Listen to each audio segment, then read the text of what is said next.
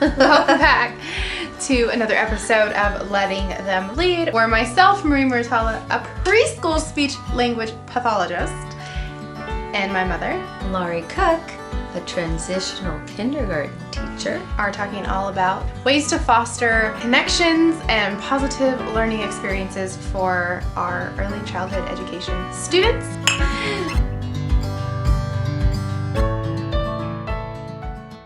Look what I have on my back. What is this thing? It's a bumpus. This is, it is a weighted, like huggy, squishy, kind of stuffy toy. Sprinks. This is the name of this one specifically. This is Sprinks. Okay. It's by Bumpus. You can find them on Amazon. They have a website. I can actually link them for you if you want. Yeah, link it. I'm in a collaboration with this company essentially, and they have these cool stuffed animals that give you a hug. So I feel like a lot of our kids, which actually this is going to go perfect with our topic today, a lot of kids with maybe more sensory needs, even adults with sensory needs, like her. And you know what else? What if I want to hide?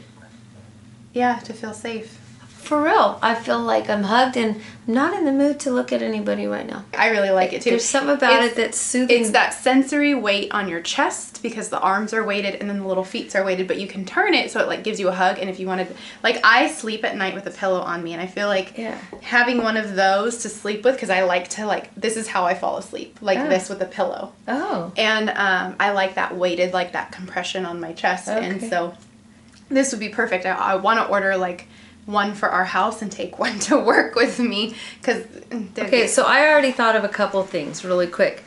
On the couch when I'm finally just ready to sit down and watch TV, aka pass out from the long day. Yeah. And then, but I can just tell. But the other thing I'm feeling because I've had it on now for about 20 minutes, maybe 15, and it's like a back massage in a way, because it's like I supporting always you. feel my back, that's where it hurts, right here. Mm.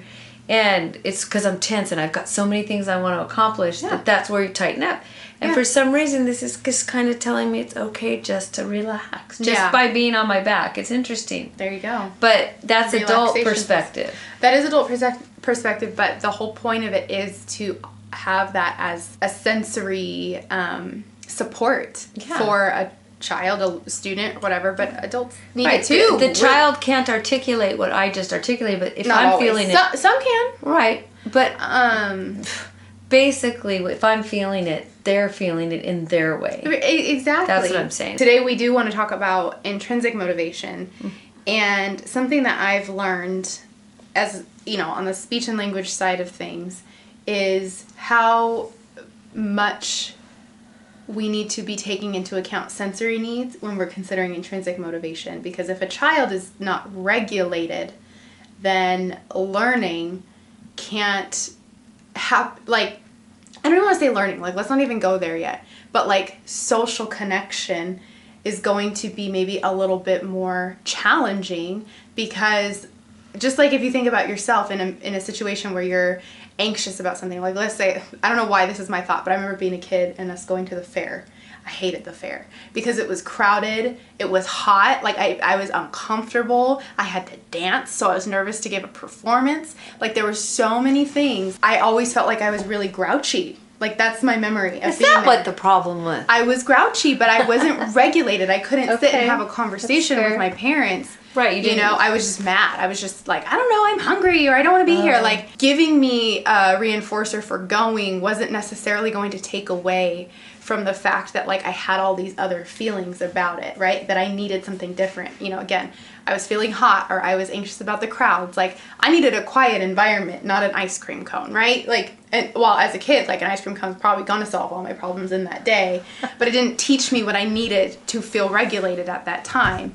So providing supports in classrooms, or providing tools that kids have access to, is one of the baseline things we can do in not just in early childhood education, but in any school, any classroom, or family. So that way a student, that maybe needs a little bit more movement and they need to get up and run around the room, is given opportunities to get that movement in somehow. Like I have a student that just got this cool thing called a Z rocker. I don't know. It's a chair that like is meant to be in a classroom, but it has like a rocking component, and he can sit in it and rock, and it helps him regulate and learn and be there and be present, versus giving him a token chart. Like if you sit on the carpet, you get a sticker. Now you sat again, you get another sticker, because that's not building that. That's extrinsic motivation. And that's just saying, that's building that like every time I do something, I want something out So here. how would you present that to the child? You seem to need to rock when you're sitting so that you can focus. So this is a special chair for you, because what about the other kids, and they're going to want this chair? This is a good example. It's kind of off the topic, but kind of on the topic. It's on the topic of kind of teaching that there are different tools for different kids.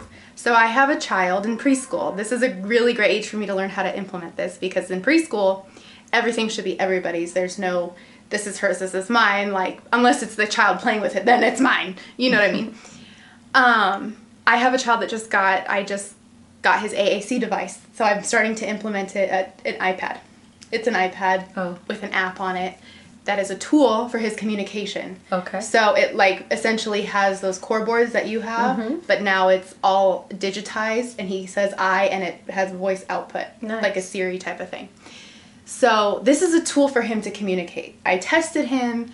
I figured out what app he needs, or we are in the process of figuring it out. But the minute I bring an iPad into a preschool classroom, everybody's like, Jack Hardman, ABC Mouse. Like they want to play, they want to go on YouTube, they think it's for games. Danny, go! Danny, go!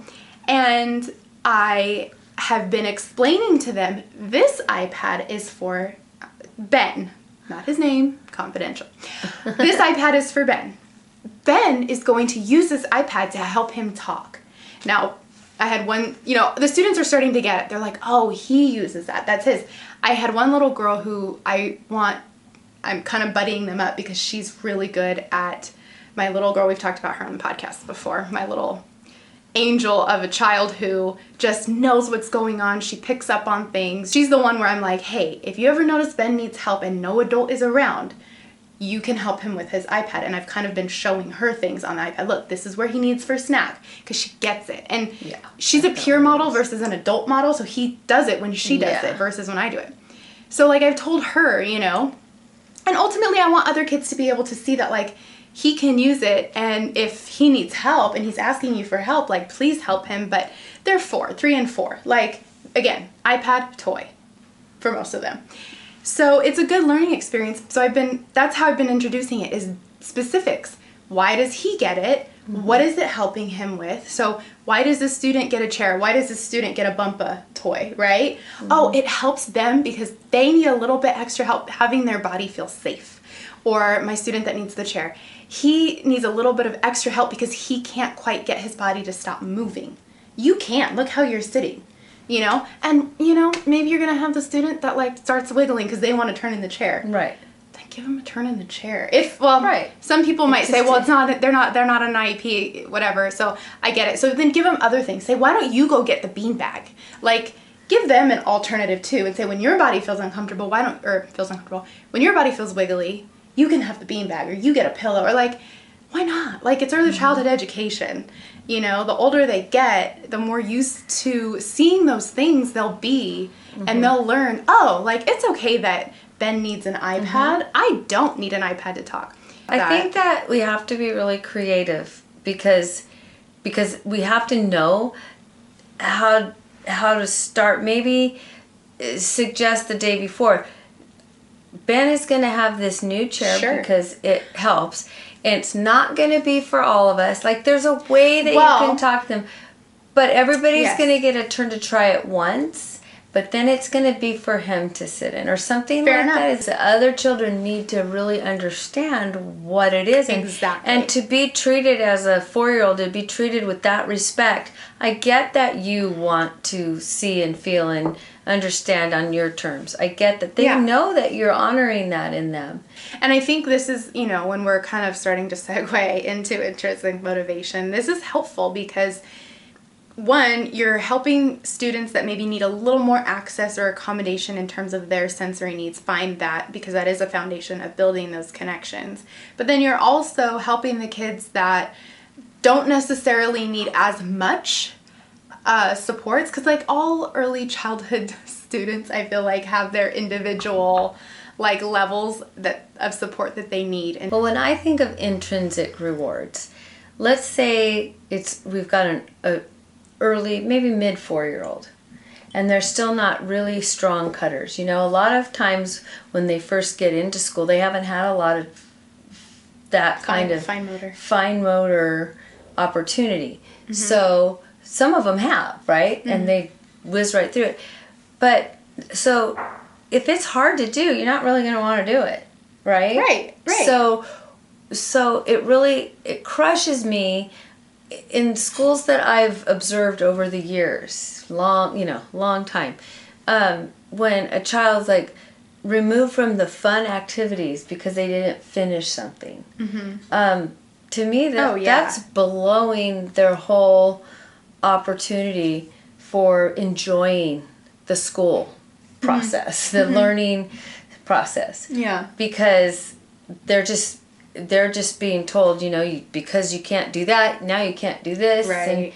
And it hurts my heart a lot, because there's got to be another way. I would like to be able to get people listening to understand that we have to share that with others. Like, there's got to be another way to work with these kids so that they're not having that feeling and start enjoying cutting. So what I've done with cutting is have a lot of cutting activities. Just play. Wait, say cutting one more time. Cutting and cutting. But I think that goes for anything. Like, some kids are going to be really great at that activity or that task.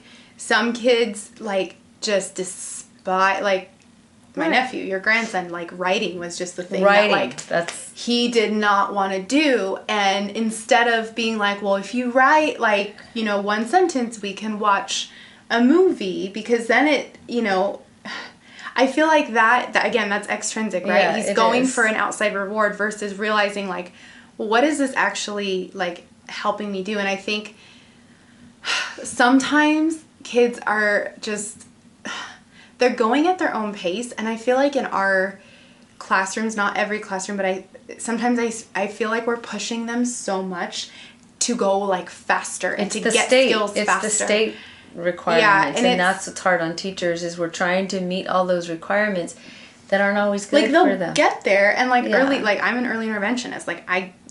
Early intervention is key, but a lot of what I'm doing is, especially in the language development side of it, the social development side of it, I'm just building a connection. Because when I think about an intrinsic motivation, that's where it's at. It's that connection. A lot of times, we develop our lesson plans and they're in this box, but you have to have an open mind and keep the box open so that when the spontaneous things come from the individual children, you have to be able to move into that. You're not gonna lose anything. You're building on that foundation for them because you're taking into account their interests.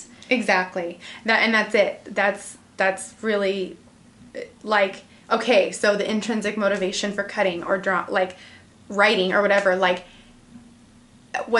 you said it, what's the key? How do we build that instead of giving them a token chart or a reward after they do the task? Right. It's what are they interested in? How can we incorporate this into what we're doing with them? Right. And then, so if it's cutting, maybe they love Bluey. That's preschool world. So maybe they have a paper that's Bluey characters, and let's cut Bluey's shoelace, and make it or even a physical thing, right? For cutting, a physical string or something. I don't know. It's Bluey's shoelace. We want to cut it. It's too long. Giving them the reinforcement after the fact it becomes not about what they gain from the experience of the actual thing or task that you want them to develop a joy for. We're always talking about help a child build the joy of learning. Mm-hmm. And that's our goal. And if we're not taking into consideration their interests at all times, One of my mantras is I try to remember to say it every day before they make their choices. And I say, if there's a choice activity that you're not seeing that you would like to see, please let me know. Because I can't get everything out. But I can trade something if nobody else is using something. We can trade it. One of my non-speaking children, very little speaking, fluent and limited.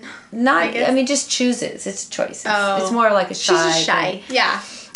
Reserved. I've tried to work with her all year. You have to speak up for yourself if somebody's bothering you. You know, I'm always watching. So instead of saying, you know, Joey, you can't do that to her, I'll go over and I'll say, I think our friend is saying with her face that she's not happy with that. And so then we work on the words that go with it. Well, point back to her interest in the classroom. She asked for a specific activity and they had a whole bunch of friends join. It was super cool. I have students where they're just in a stage in their development, for instance, like students that want to do like everything by themselves, like solitary play. They turn away from their friends on the playground. They just want to be by themselves. I have, you know, a student that for the first like 3 months of the school year just like walked around the perimeter of the playground. And sometimes I would go join in and I would just be like, let's go down the slide or let's go play with this friend. And it was not of interest. And now he, with modeling, with just observing his peers and maturity too, just growing, he is on his own, you know, starting to play alongside his peers. He's following them up the playground. He may not be like directly communicating with them, but he's following them, he's laughing, and then, you know, one goes down the slide. He's not there yet. He's not interested in going down the slide. I'm never going to force a kid to go down a slide. I'll tell you that. I don't know why some teachers are like, come on. I'm like, no, I'd be scared too. It's a high slide when you're that little. Yeah. Anyways, you know, so like he wasn't there, so he stopped and he just turned around. But it's just like, we were all like, oh my gosh, he's going up there with other kids around him. Like, that's huge. And we've been modeling and we've been just slowly, you know, exposing him to different things through what we say to him, or, you know, just all the different situations that go on in a classroom in a day, the different activities, incorporating. He really loves painting. So like at the painting center, we'll try and build a lot of social interaction opportunities and with his peers because that's what he loves. And so all of those little things we did throughout the year is like now, even though it's in month 9, it's still a huge deal. Like, it just takes a little bit of time and development, and we can't force it. Like, it's just, we can model, and we can, again, incorporate interests, incorporate sensory input, incorporate all kinds of different things to help all those different skills grow, and it's awesome. We have to be patient, and we have to let them lead. Let them lead. So it's just the bottom line. But back to that box in our curriculum, you know, that it's scary to think, oh, we're not going to finish all this stuff, but really you are, because the things that you're doing, and it's not just TK, I think it's across the board in education, the foundational things you do, but you know, you can throw in any theme. Oh yeah. So, and you can make it fit to any theme. You just have to be a little creative. It's not and mentally flexible for sure. I mean, I'm just gonna throw. I know that's kind of blunt to say. I think ultimately, like, takeaways from this episode would just be like, do things that are, or do things in a way that are meaningful for kids to build that intrinsic motivation. You know, I understand sometimes we have to resort, because I've seen it where it's like the only thing that's working for this child is a token chart. Like that is what's working, and that's what's, you know, we've tried everything, and this is what he's responding to. He likes it. That's that is what he enjoys working for. Like maybe you know, again, follow their lead. I'm not saying that there's a perfect way to do any of it, but when you're considering the connection you're making, when you're considering incorporating interests, when you're considering sensory needs, like, and again, like, how is this meaningful for this child? Like, that's really where you're going to build that intrinsic motivation. Right, but and then you have to be creative and find it. Yeah. Because you're right, and I'm so glad you said that. Some may really, really, really respond to that token chart. Yeah. I mean, I have a kid that did. He just... Yeah, and... He just did. He even asks for it. So it's like, okay, well, you know, I don't want to... I know I don't want this for all my kids, but for him, like it could be on a 5x7 card. He enjoys the PJ Masks. Like, I think he enjoys looking at the pictures, and you know what? In some way that regulates him. And maybe it's something that has been done at home, so he just has learned that.